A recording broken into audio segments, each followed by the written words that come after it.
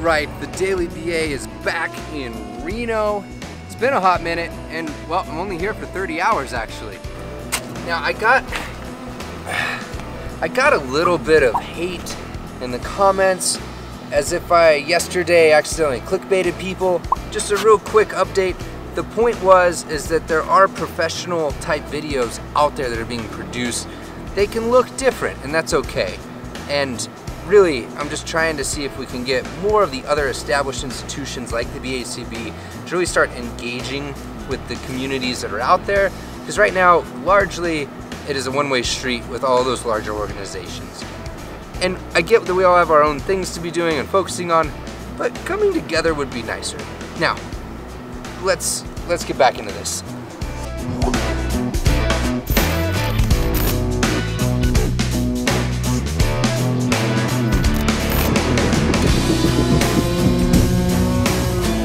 Back onto the road, gonna be hopefully catching some content in Ireland, Norway, and Berlin. So if you're in those areas and know anybody, please let them know I'm heading there in a couple days.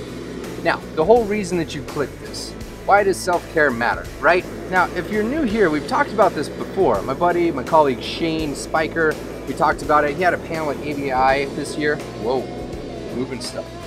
And this last week, I took off, which I never do, completely like off-grid outside of about 2 hours out of the week, just no cell phone service. Now I planned meticulously, and I had anticipated being able to upload as much as I possibly could beforehand, but the reality is, I failed, completely failed.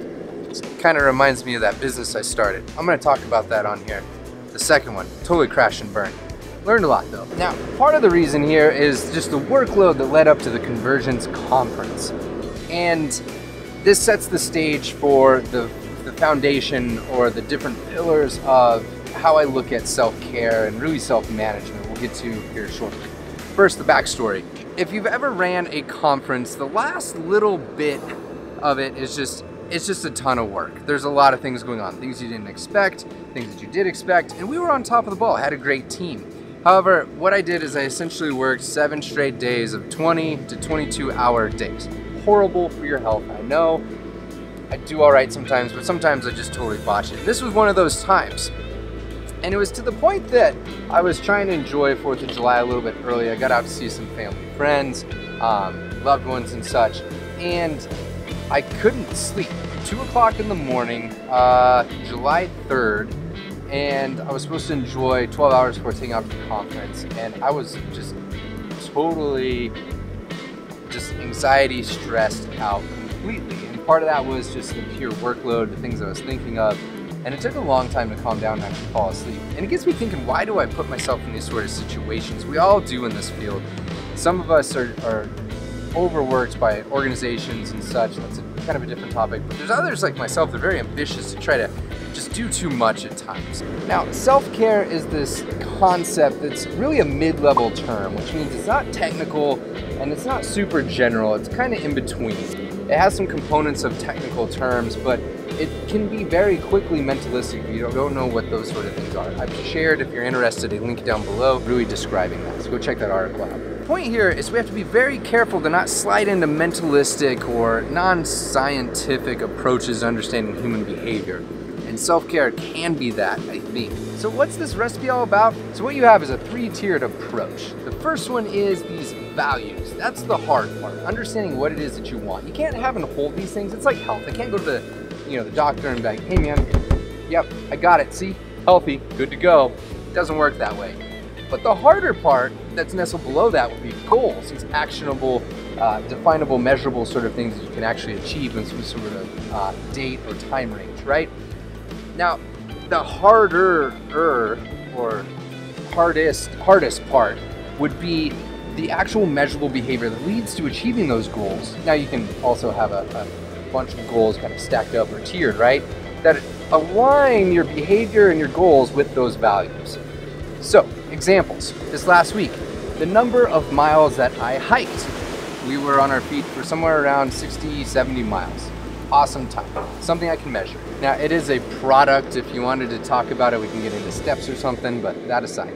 We can look at the number of videos produced. Big fat 0. Moments laughter smiling with another human. these are the things that we don't always talk about, but the world really cares about it.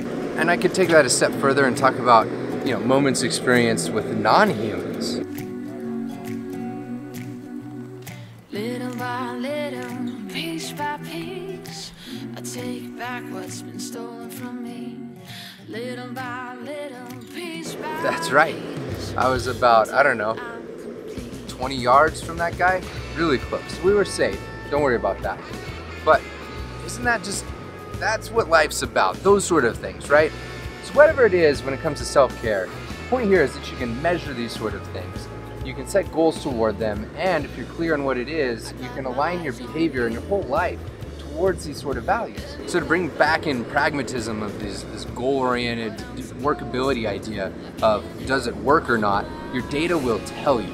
This is how at least I look at self-care and approaching it, trying to understand on an individual level of myself.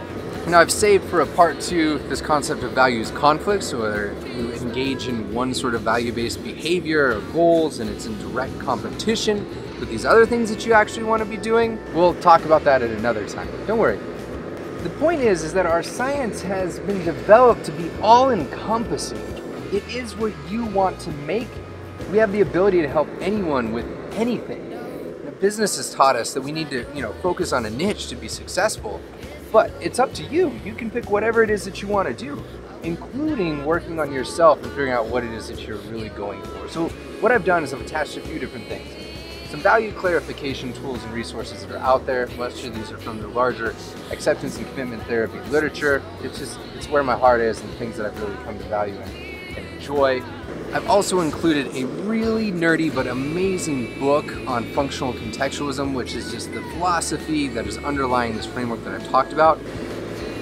It's going to make you sweat a little. This book's not like something you just pick up and knock out real fast, but I'm telling you, it is so worth it. Actually, I have a giveaway that I'm going to mention in just a second.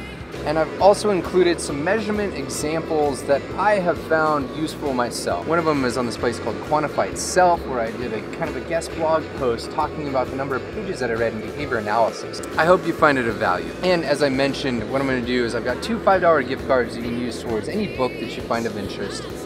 Just what I want you to do is write down below, tell me what it is that you measure, and maybe a little story around how it helped you out, or you learned a lesson on how that measurement system didn't necessarily help you out. So I'll see you in the comments, and tomorrow, or the next time, whenever it is that I upload, I will see you. So make sure that you smash that subscribe button, share, tag somebody. It really makes a difference, and yeah, that's your...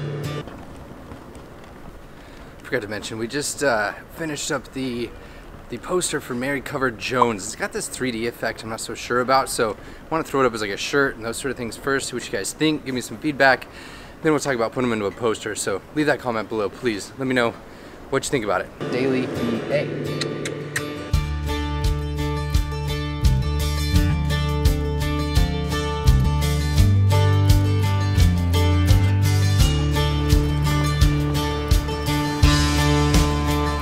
Trying to make this episode forever. I forgot to say, I'm gonna pull 2 random comments from down below. I use a random generator, so that's how I'll figure out who it is that I kick those $5 gift cards to. So, see you there. Peace.